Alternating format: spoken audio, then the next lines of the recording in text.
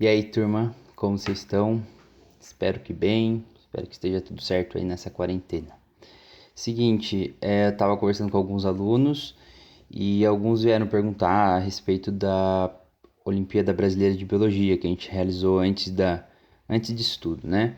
E já saiu o resultado da primeira fase, né? A nota de corte, infelizmente, foi bastante alta.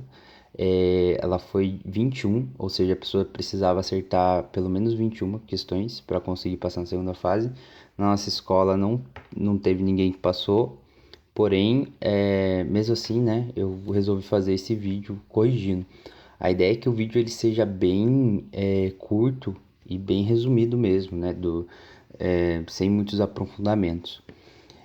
Outra coisa é que eu tô gravando esse vídeo direto, então o áudio pode ser que esteja meio ruim, tô gravando no meu celular, mas é mais pra gente corrigir mesmo, tá?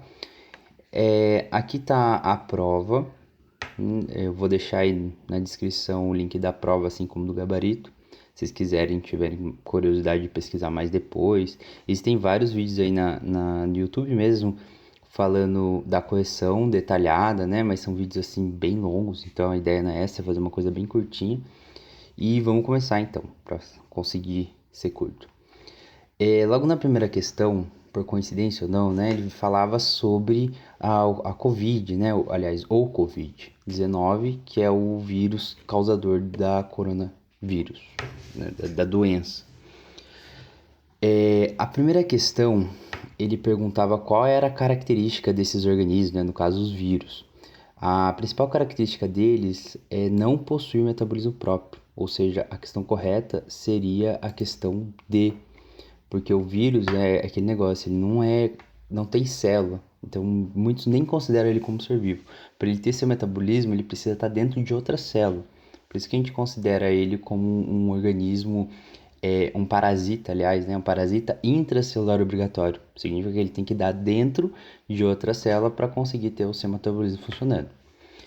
Na segunda questão, ele dizia sobre qual é a medida profilática, ou seja, como evitar essa doença. E a gente ouviu várias vezes aí, né, na mídia, ouve ainda, dizendo que a principal medida é lavar as mãos adequadamente, né? Higienização das mãos com água, sabão, álcool em gel, enfim. Então seria a letra A. A terceira questão, ele perguntava: embora extremamente simples, acredita-se que os vírus tenham surgido no planeta após os primeiros seres vivos celulares. A característica que suporta essa hipótese é que os vírus, né, como a gente já falou, se ele precisa ter uma outra célula para sobreviver, né, para fazer seu metabolismo, isso significa que a hipótese que sustenta isso, né, que eles vieram depois de outros seres vivos, é que eles só se reproduzem em células hospedeiras. A quarta questão, bem tranquila essa, né? A relação ecológica entre o Covid-19 e o homem pode ser classificada como parasitismo, letra D, já que o Covid ele parasita as células do sistema respiratório, né? Por isso que a gente tem tantos problemas relacionados a isso, a falta de ar, os sintomas que o vírus causa. As próximas questões elas estão relacionadas a esse texto que fala sobre o oxigênio, né? E sobre uma pesquisa que foi realizada, na verdade, que resultou no ganho, vamos dizer assim, né, do Nobel de Medicina. Aí ele fala, na quinta questão, adaptações à hipóxia, que seria a falta de oxigênio, podem ser fisiológicas ou mesmo comportamentais. Uma resposta esperada em indivíduos que desloquem para elevadas altitudes é. Então, considerando que em uma altitude elevada a gente tem pouca afinidade com o oxigênio, né? Significa que as moléculas de oxigênio estão mais espalhadas, então é mais difícil fazer essa captura.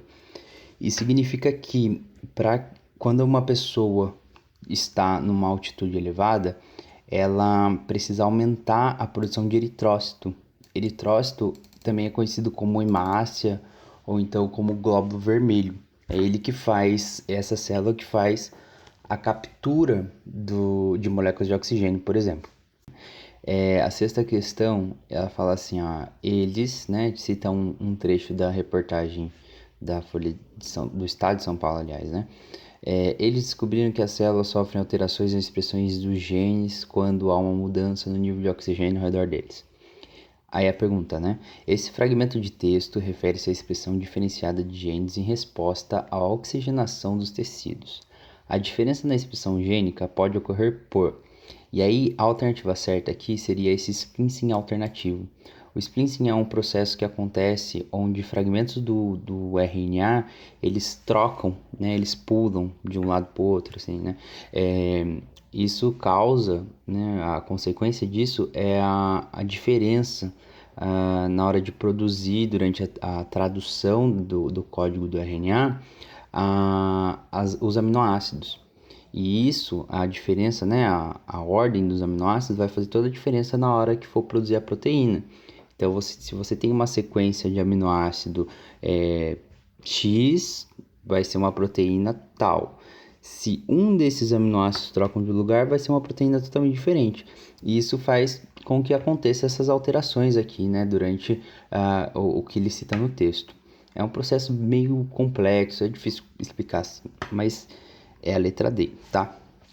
A questão 7 falava: o excesso de atividades metabólicas aeróbica, que são aquelas atividades que precisam de oxigênio para acontecer, pode levar ao acúmulo de radicais livres na célula e possivelmente desencadear doenças e promover um envelhecimento precoce.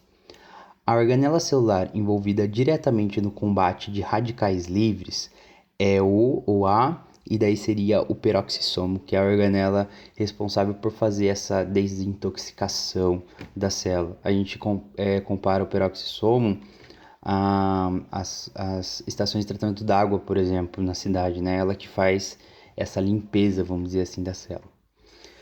As próximas questões aí, né, em relação a esse texto que fala sobre aquele acidente que teve, né, no Nordeste, aquelas manchas de petróleo e tudo mais. A questão 8 fala: manchas contínuas de óleo na água promovem um impacto ambiental, denominado maré negra. Uma consequência importante desse desequilíbrio é o A, e daí se você tem, né, uma mancha contínua de óleo na água, você impede com que os raios solares entrem nessa água. Isso causa um impacto direto no fitoplâncton, que seria as algas, né, os organismos fotossintetizantes microscópicos que existem naquela água. Se você tem essa mancha, eles não conseguem fazer fotossíntese, então significa que vai diminuir a taxa de fotossíntese desses organismos. Então a alternativa C é a correta. A 9. Ao alcançarem a costa, as manchas de óleo muitas vezes se acumulam na areia. Nesse local, o óleo pode contaminar os seres do... E aí a gente tem que lembrar os ecossistemas aquáticos, né? As zonas que existem, o nécton, o neuston, os bentos, o fitoplâncton, que a gente já falou, e o zooplâncton. Como tá falando aqui na questão que se acumula na areia, a alternativa correta seria a letra C, os bentos, que são aqueles organismos que vivem mais profundo e conseguem se movimentar no sedimento, né? O nécton seria aqueles que nadam, e como está falando da areia, eles não tem como nadar na areia, né? A próxima questão 10, fala: aves marinhas sofrem com o acúmulo de petróleo em suas penas. Isso ocorre devido à remoção da camada apolar protetora determinada por óleo secretado pela sua glândula uropigiana. A impermeabilização das superfícies corpóreas, como a que ocorre nas aves, é bastante comum na natureza. Identifique a opção abaixo que não contém uma adaptação com esse fim, ou seja, uma adaptação de impermeabilização da superfície corpórea. Todos esses aqui, ó, por exemplo, a quitina nos artrópodes, que são os animais que incluem os insetos, os crustáceos, né? Eles têm essa quitina justamente para ajudar. Uma das funções, além da proteção, é a impermeabilização também, né? Assim como a queratina nos vertebrados, a cutina em folhas e a suberina em caule. A única que não está relacionada à impermeabilização e é justamente o contrário, né? Que seria o peptídeos na pele de anfíbio. Porque o anfíbio ele precisa ter uma pele permeável, já que os anfíbios, para quem não lembra, né, tem aí o sapo, rã, perereca, eles fazem a troca gasosa pela pele, né? Próxima questão está relacionada aos incêndios que aconteceram na Amazônia no ano passado, mas está dizendo aqui no texto, né, que desde 2010 acontece esses incêndios, né? Na verdade, que em agosto de 2019 foi o pior mês para a Amazônia desde 2010. Aí ele diz lá, ó, incêndios florestais na Amazônia indicam altas taxas de desmatamento, uma vez que a floresta primária apresenta baixo risco de propagação do fogo.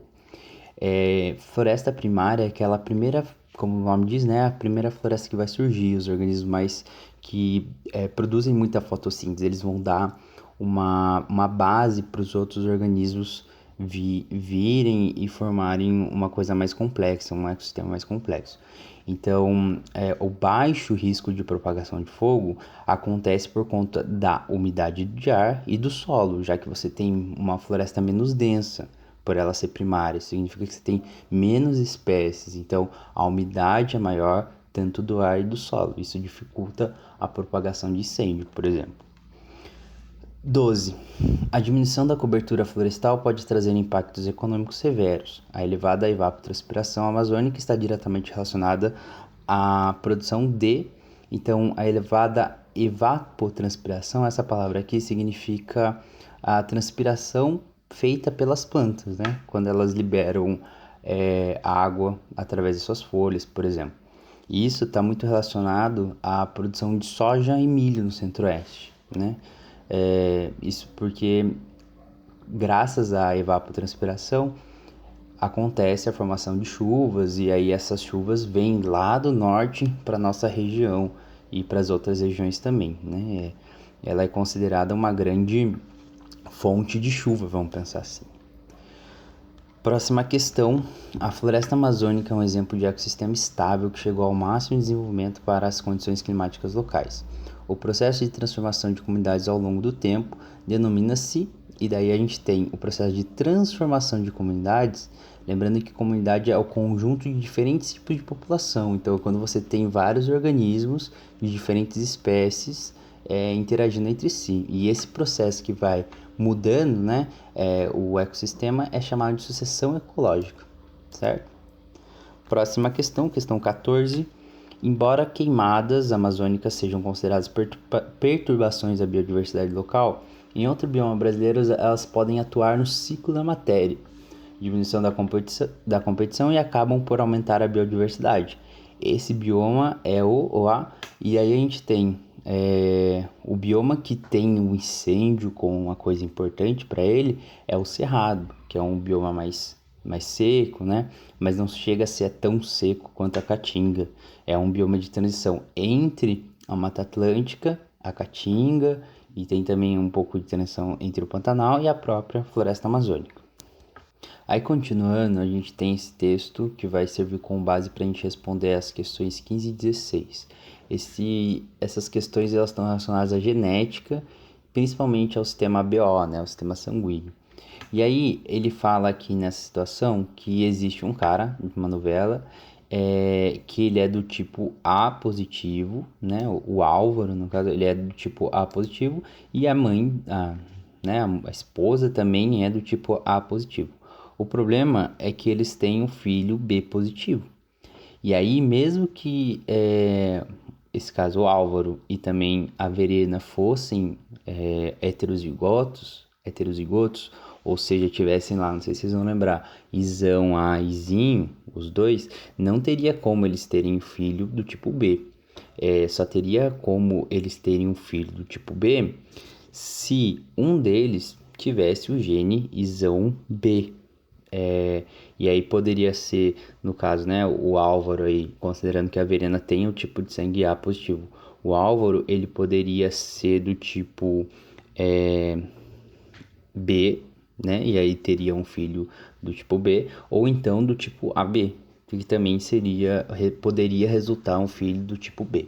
Tá? Então, a questão correta aqui é a questão C, né? A conclusão de Álvaro sobre a impossibilidade da criança ser sua filha é correta, pois pais A positivos só podem ter filhos com sangue A e O, considerando que eles fossem heterozigotos, ia ser, né?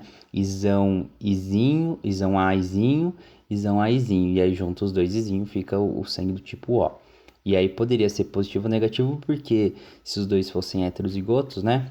Errão, errinho, poderia formar errão, errão, positivo, errão, errinho, positivo, ou errinho, errinho, sangue negativo, tá? Pessoal que nunca ouviu falar disso vai ser meio complicado mesmo entender, mas não é tão difícil quanto parece. A questão 16 fala assim: suponha que o pai de Álvaro e o pai de Verena sejam doadores universais, ou seja, os dois são O. A probabilidade deles terem uma criança O negativo é de, e aí também vocês precisariam fazer a continha, não vai dar para eu demonstrar aqui agora, mas a alternativa certa é a letra D, certo? Próxima questão tá falando lá sobre a carne de porco vegetal, que tem principalmente, se eu não me engano, a soja, né? Enfim. Na questão 17, ele fala assim: a busca por alternativas alimentares em substituição à carne animal tem diversas causas. Uma vantagem ambiental, e aí que a gente precisava prestar atenção no uso de carne de origem vegetal, é o menor consumo de recursos naturais na produção, a alternativa B. Porque se você tem animais, né, você vai ter muito mais recursos naturais para, como por exemplo a água, para manter esse animal vivo, criar esse animal, e aí você tem até o abate na produção de carne, que é aquele conceito de água virtual que a gente chama, que não é aquela água que está diretamente naquele produto, mas foi usada para produzir aquele produto. No caso aí, as carnes, né? Questão 18. O uso da soja e não de outras plantas na confecção da carne de porco vegetal garante nesse alimento uma grande quantidade de. E aí a soja, por ser uma leguminosa, ela tem grande quantidade de proteína. Alternativa B. Beleza? Questão 19. A presença de glúten em alguns alimentos à base de trigo, glúten lembrando é uma proteína, né? Pode ser prejudicial a quem possui intolerância a essa substância. Opa, voltando aqui.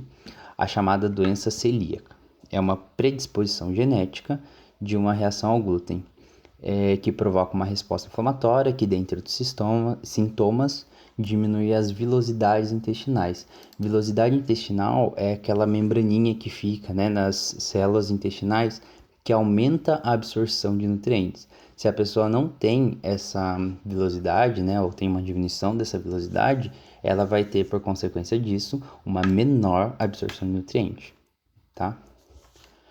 Próximas questões aí, né, tem esse texto falando sobre a vacina contra a gripe. E a questão 20 fala: a produção de vacinas é uma prioridade, pois a medicina preventiva reduz custos e diminui o risco de morte da população. A ação de uma vacina no organismo promove a imunização, e aí a gente tem a imunização ativa, que é aquela que o próprio organismo produz quando você tem contato com o vírus, por exemplo, a catapora. O seu corpo entra em contato com a catapora, com o vírus da catapora no caso, né? E produz anticorpos contra aquele vírus, né? Que seriam as armas para destruir aquele vírus. Isso é uma imunização ativa. A passiva é quando você tem a inserção de outra coisa. Por exemplo, os anticorpos já prontos, no caso, o soro antiofídico, que é aquele soro que é contra a picada de aranha, de cobra, enfim. E aí você tem uma imunização passiva porque não foi você que produziu, foi, sei lá, o cavalo, né, que é usado o plasma dele para produzir o soro antiofídico. Então a questão certa aqui é a imunização ativa, porém artificial, porque é o seu corpo que produz anticorpos para combater o vírus da gripe, no caso, né? Mas é artificial porque você não teve contato natural com esse vírus, né? Ele foi inserido, morto ou fragmentos dele no seu corpo que estimularam a produção de anticorpos. A questão 21, o pessoal, logo que entregou a prova, ficou meio se questionando aí, né? Porque ela parecia ser bem óbvia, e muitos confundiram, né? Ele pedia para assinalar um animal que não é peçonhento. Lembrando que o animal peçonhento é aquele animal que tem alguma coisa para inocular a substância tóxica, né? No caso aí, o escorpião, ele tem o seu agulhão, a abelha, ela tem o ferrão, a aranha marrom, ela tem as quelíceras e a cascavel tem as presas. O único animal que não é peçonhento, ele não tem nenhum órgão para produzir, para inocular a sua substância tóxica e nem produz substância tóxica, é o peru de cobra, né? Porque ele é um animalzinho do bem, vamos dizer assim, né? Porque ele não faz mal para ninguém, beleza? As próximas questões aí que seguem, elas são relacionadas à botânica, né? Então você tem os 4 grupos de planta, as mais simples, as briófitas, depois as pteridófitas, as gimnospermas e as mais complexas, as angiospermas. Uma característica que poderia ser incluída no número 1 do cladograma, que seria isso aqui, né? Ou seja, todas essas 3 aqui teriam, né? Porque a partir desse ponto todas para cima vão ter, é a questão do vasos condutores. Porque as únicas plantas que são avasculares, que não possuem vasos condutores, são as briófitas. A partir das pteridófitas, todas vão ter vasos condutores de seiva. Então a letra é a B. Aí a 23. Uma característica comum às plantas agrupadas em A é a questão dos vasos condutores, tá? Letra A. Questão 24. Uma característica comum às plantas agrupadas em B e que seja exclusiva delas, que são as gimnospermas e angiospermas, a exclusividade dela que poderia ser colocada aqui é a produção de sementes, tá? Então, alternativa D. Fruto só vai ter na angiosperma. Vasos condutores a gente já falou que tem nessas 3, os gametas masculinos flagelados só nas briófitas, certo? Então, a alternativa certa é a letra D. As próximas questões, elas estão relacionadas ao genoma, né, do SARS, que é o COVID-19, e aí ele fala assim na questão 25, olha. Sabendo que o coronavírus é um vírus de RNA de cadeia positiva, marque a alternativa que contém uma sequência que pode fazer parte desse genoma. Essa aqui, apesar de parecer difícil, né, era muito simples, porque o vírus de RNA, ele não tem a timina como base, né? Porque daí fica adenina, uracila, citosina e guanina. Ao invés da timina, no RNA, ele troca pela uracila. Então, ficaria fácil porque a única questão que não tem a timina, a única alternativa que não tem a timina é a alternativa A. Então, a correta. Aqui tem a timina, não, então não pode ser. Timina só tem em DNA. Questão 26. Ácidos nucleicos são formados pelo encadeamento de nucleotídeos. O sal mineral presente nessas moléculas é o... E aí, quando você tem, né, o ácido nucleico, você vai ter os nucleotídeos formado por um grupo fosfato. Imagina, né? Eu tô fazendo aqui o cursor, mas só tá na minha cabeça. Mas você tem o grupo fosfato, o açúcar, que é a pentose, e a base nitrogenada, que vai ser adenina, timina, citosina ou guanina. Portanto, o sal mineral, já que a gente tem o grupo fosfato, é o fósforo, letra I. Tá acabando, hein? Questão 27. Nas células humanas, ácidos nucleicos são encontrados em diferentes partes da célula. Marque a alternativa que contém estrutura que não possui ácido nucleico. A única estrutura que não possui ácido nucleico aqui são os centríolos. Os centríolos, eles são aquelas organelas que ajudam na divisão celular, por exemplo, na formação de flagelo, de cílios da célula, né? Então, eles não possuem ácido nucleico. O núcleo tem, né? Já que ele é o material genético, dentro dele, aliás, vai estar o material genético. O ribossomo também tem seu material genético próprio, assim como a mitocôndria e os cloroplastos. Então, a única alternativa a única organela é o centríolo. Bom, seguindo aí, a gente tem um texto para responder as últimas questões, né? Nesse texto ele vai falar sobre um dos mistérios de como a vida teria surgido no planeta Terra. Na questão 28, ele aponta, né, pergunta qual é o processo evolutivo que permite o surgimento de novas características. Ou seja, ele cita aqui que no início a gente teria só os seres unicelulares e depois eles foram ficando cada vez mais complexos. O processo que permite com que novas características apareçam é a mutação. Então a alternativa certa é a alternativa A. A questão 29, ele vai falar sobre qual seria a causa, né? O que teria selecionado as características que foram que apareceram por conta da mutação, as características que eram boas ficavam, e as características que eram ruins, que eram desvantajosas, elas eram extintas, né, com aquela espécie. E o processo que faz a seleção das características boas ou a extinção das características ruins é a seleção natural, né, como o próprio nome diz, né, uma seleção feita pela própria natureza. E a última questão, eu trazia um gráfico.